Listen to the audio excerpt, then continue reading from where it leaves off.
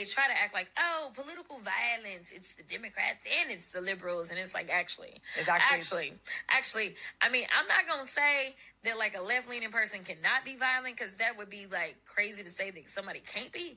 But baby, y'all got the white supremacists galore, okay? This is a result from people on the left setting Teslas on fire. There have literally been Tesla dealerships shot up. There have been people arrested for throwing Molotov cocktails at Tesla dealerships. The left is very capable and has actively, like recently, within the past couple of months, shown us how violent they will get about things they don't like politically. Like, we literally have just seen this, and she's gonna just ignore that and act like, no, the left doesn't ever do anything politically violent. Rather than shooting up dealerships, throwing Molotov cocktails, and, setting Teslas on fire because we don't like what Elon does. No, we never do anything violent. It's not the left. We're too good for that. We're too moral. I said it before, it still astounds me how people... I don't understand how people are taking this serious. She's lying to people's faces, just flat out, just lying to their face. But I've noticed many Democratic politicians, they rely on ignorance. They rely on people's ignorance, and they use that ignorance to fearmonger people into continuing to vote for them. Anyone with half a brain could see this and be like, yeah, she's lying. We've literally just seen the left commit domestic terrorism against Tesla. But she's out here saying this. The left is more than capable of political violence, and we've been seeing it real time in the past couple months. Do not let this woman lie to you. Fetterman is a test case, a case study in why the Democrats fell to the position that they're in. You focus on the wrong things, you focus on purity tests, and you eat your own. And you may think it makes you better, but when it comes to winning races, it has made you worse. Okay? You should have never lost to Donald Trump. You should have never lost the American flag as a party symbol. You should have never lost the mandate of the majority. You should have never stopped fighting for the working man and woman and the majority of this country. You should have never gotten in the battle of fringe interests and culture wars. Never. But you did. And what's happening with Senator John Fetterman is the new front in that war. And it is a losing battle for Democrats. I know. Can you criticize the Democrats? What a surprise. And many people think that I'm purely biased because I'm here criticizing the Democrats, but I never criticize the Republicans. Here's one thing I criticize the Republicans for, is that Doge made a lot of suggestions to make cuts, and the Senate, the Republican Senate and the House are dragging their feet into actually passing any of this into law. And one of the concerns that I have about the Republican Party is that they have a lot of good ideas, but it just seems like they don't have the fervor or the interest to pursue them. Right? Because I don't know what they're scared of. They have their own political interests. But my estimation here is that 50% of the Republicans are in the interest of the American people. And I believe 80% of the Democrats are not in the interest of the American people. So regardless, Republicans may drag their feet. Maybe Donald Trump needs to apply more pressure on them. But I'll still rather have them than the Democrats. Because the Democrats, they have fervor. You see how they go after their own. You see how they eat their own. They have the energy and the passion to pursue bad ideas. And that's the reality of what it is. And to me, I don't see myself just purely as a conservative. Conservative is second to me. What's first is I'm an American. And do you think, let's think about it from an American first perspective about the Democratic Party. Do you think it benefits America for having the Democrats at the current state that they are right now? No, it doesn't. It's not in America's best interest to have the Democratic Party like this. I'm sorry, it's not. You may think it's a good thing, if you're thinking about along political ends, sure. But it doesn't help us as American citizens to have a party so bad that essentially we just have to put an R next to a teacup and it will win the national election. I don't want that kind of politics either. Right? I want a debate about ideas, a debate about approaches, and both parties making reasonable arguments about trade-offs that we need to make as a country and letting us pick a good choice. And that's what I really want in our American politics. I want American politics to be more about who had the better solution, not who had the better acting job. But I digress. I want to show you this clip about the negative outcomes of the Democratic policy. And this led me to some of the reasons why I became a conservative in the first place. Let's take a look. Atlanta City Council members are bracing for a shrinking budget as they now tackle a $20 million deficit. Right, the city of Sacramento is faced with a multi-million-dollar budget deficit. New this hour, Multnomah County leaders and Portland City Council discussed how to bridge $104 million budget shortfall. The city of Oakland is on the brink of fiscal collapse unless the city council acts fast. Tuesday, the city's finance team told council members if they continue spending at the current rate, the city will end this fiscal year in June of 2025 with a deficit of nearly $115 million and risk insolvency. San Diego Mayor Todd Gloria says the city is facing a $250 million deficit. San Francisco's budget is about to get worse. Right now, the city is facing an $820 million deficit. But in an interview with our media partners at the San Francisco Standard, he says it could be nearly $2 billion.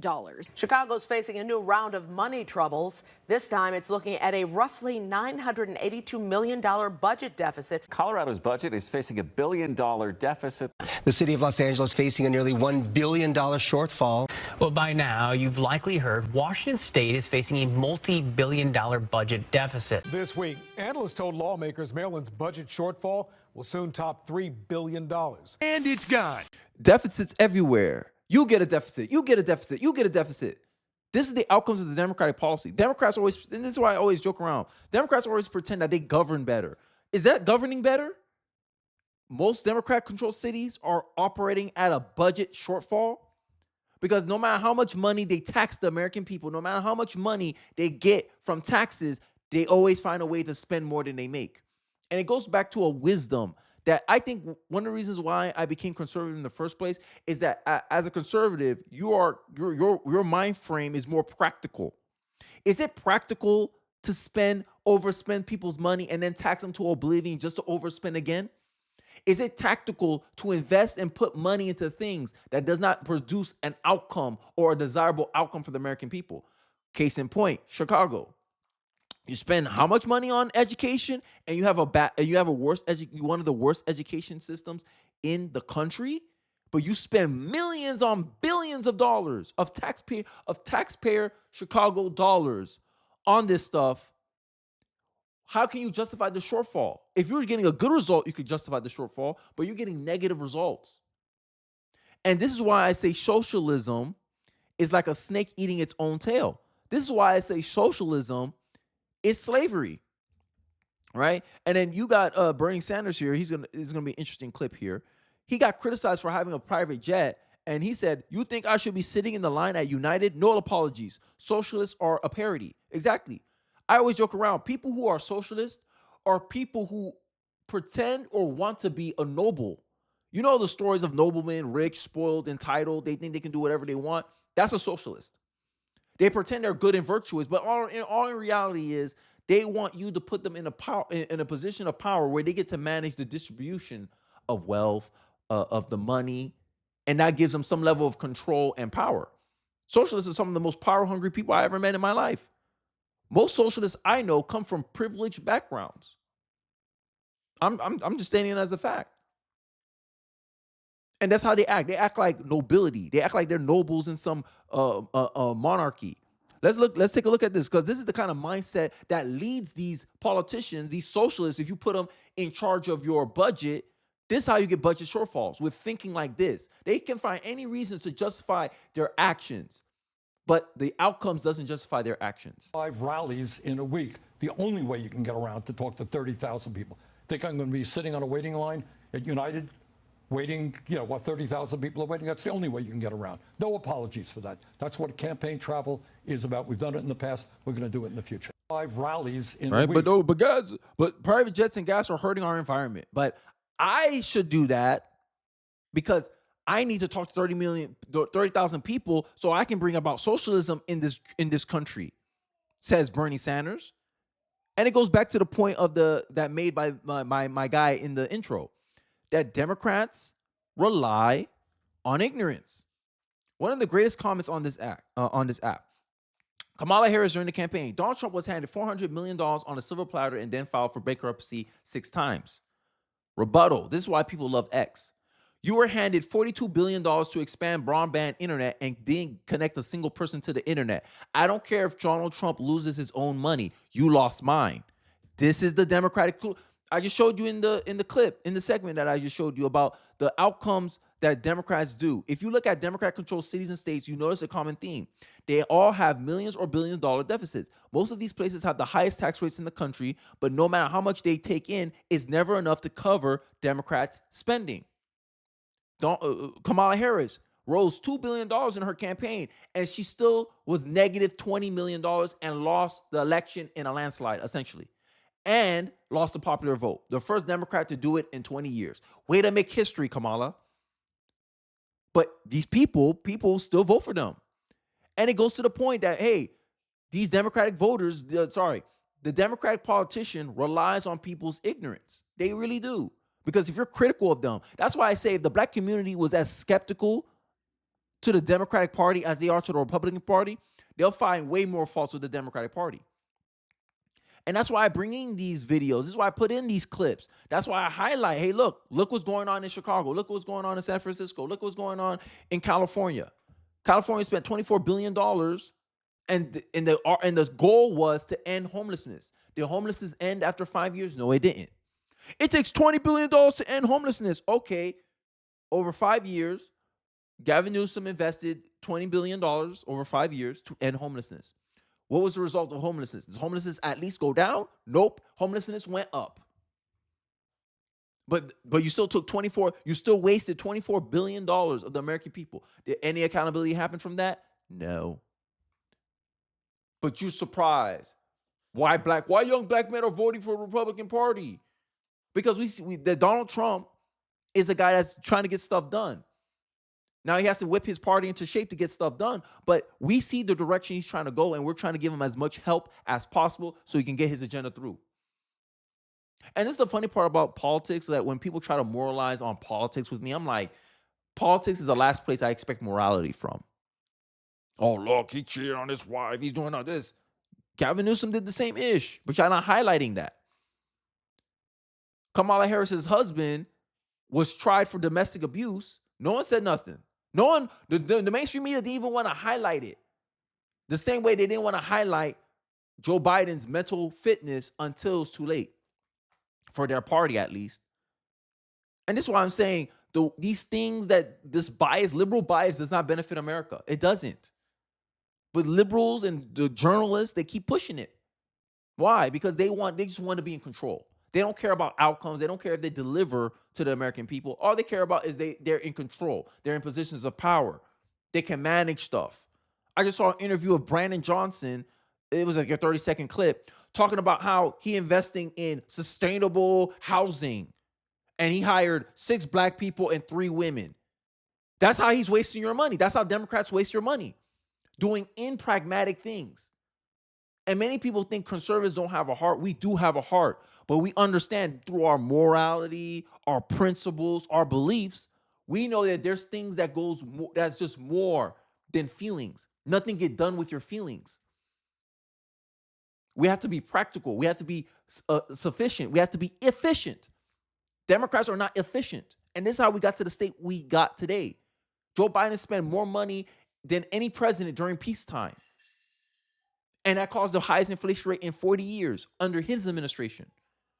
He did student loan forgiveness, which contributed 23% towards the inflation. And you wonder why inflation was so bad under his administration. But Democrats try to spin it and tell you that, oh, you as an American who is suffering the consequences of his actions, his administrations, of the incentive structure that his government is creating, oh, we falsely believe we're in a recession when we experience 2 negative GDP growth. Trump just experienced 1 negative quarter of GDP growth, and Democrats are already calling for a recession coming. But Biden actually fit the definition, and they gaslighted America into believing that we wasn't facing a recession. This is why I say Democratic politician relies on the ignorance of the American people. And this is why they hate free speech. Because free speech allows someone to be less ignorant. When 2 competing ideas hit in the middle, you're going to get the truth. The truth is, okay, this guy's making a bet for the future that is going to be positive. This guy's making a bet on the future that's going to be negative. Here's his reasons. Here's his reasons. and the American people will decide for themselves. But Democrats know that they cannot allow that to happen because then it makes a less ignorant populace. And this is what I've been saying for a long time. But, I digress. I want to play this clip of Chris Cuomo unloading on the Democrats and highlighting how exactly Democrats hurt themselves, and also vindicate my point of how Democrats rely on people to be ignorant to vote for them. Let's continue with this clip. Fetterman has been reaching across the aisle too much for them. The senator crushes Hamas and campus protests, which, as we all know, is a pet project of the radical left. He met with Trump at Mar-a-Lago, right? That's a huge sin, right? After Trump won the election. And he worked with Republicans on passing the Laken-Riley Act and voted for 10 of Trump's cabinet picks. And now the senator is saying that Trump has keyed in correctly on the most important concern in our country. This is why I say John Fetterman, as much as I may not like his policy positions, he's pragmatic and practical. And I think this type of practicality is what Americans want to see more of. People get mad at me. You say, I heard it in the comment section, Kenny, you're biased. Kenny, all you do is criticize Democrats. Here, I'm giving Democrats. If you listen closely, I'm actually telling the Democrats what they need to do to get me back to considering voting for them again.